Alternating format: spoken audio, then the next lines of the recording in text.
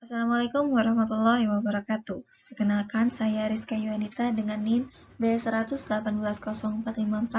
Pada kesempatan kali ini, saya akan mereview sebuah jurnal internasional yang memiliki judul Line Managers AMO to Manage Employees' Performance, The Road to Effective and Satisfying Performance Management. Jurnal ini berisi tentang sistem manajemen kinerja yang digunakan untuk meningkatkan kinerja karyawan dengan tujuan akhir untuk meningkatkan kinerja organisasi. Latar belakang, manajemen kinerja dibangun di atas rangkaian luas praktik manajemen sumber daya manusia yang dirancang untuk meningkatkan kinerja karyawan dan dengan demikian kinerja organisasi secara keseluruhan. Praktik-praktik ini termasuk penetapan tujuan, umpan balik, pembinaan, dan penilaian kinerja.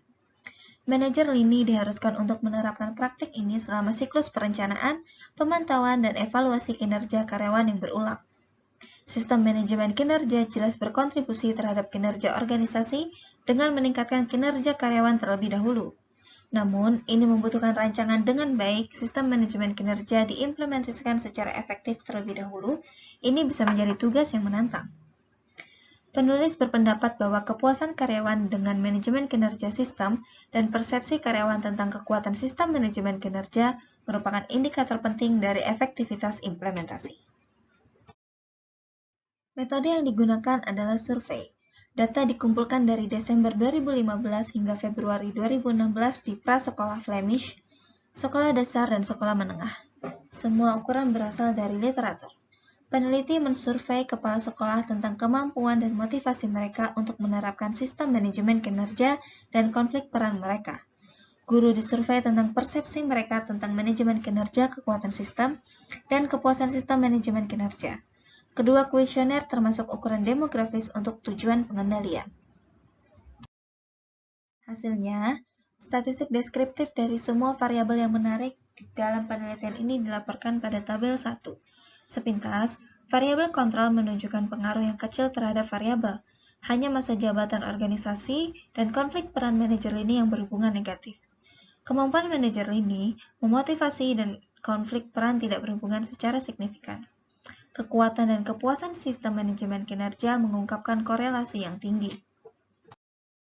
Kesimpulannya, manajer lini dipercayakan dengan tugas yang menantang untuk mengimplementasikan kinerja sistem manajemen. Menggambar pada teori AMO, penelitian ini mengusulkan bahwa efektivitas implementasi adalah fungsi dari 3 faktor. Hasil penelitian menunjukkan bahwa penerapan sistem manajemen kinerja lebih efektif ketika manajer ini memiliki 1. Kemampuan, 2. Motivasi untuk melakukan aktivitas yang terlibat dalam manajemen kinerja, 3. Tidak mengalami konflik peran karena dapat mengganggu kesempatan mereka untuk mengimplementasikan kinerja pengelolaan. Keefektifan implementasi ditandai dengan persepsi kekuatan karyawan dan kepuasan sistem manajemen kinerja.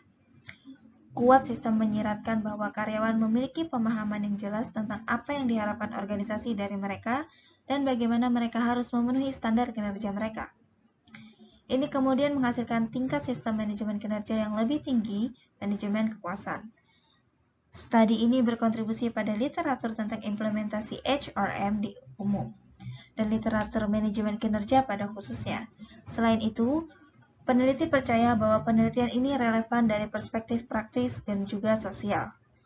Menerapkan sistem manajemen kinerja secara efektif ke dalam praktik dapat meningkatkan kinerja individu dan organisasi di masa depan.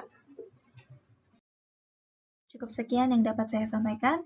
Saya memohon maaf apabila terdapat kesalahan dalam penyampaian. Semoga bermanfaat. Wassalamualaikum warahmatullahi wabarakatuh.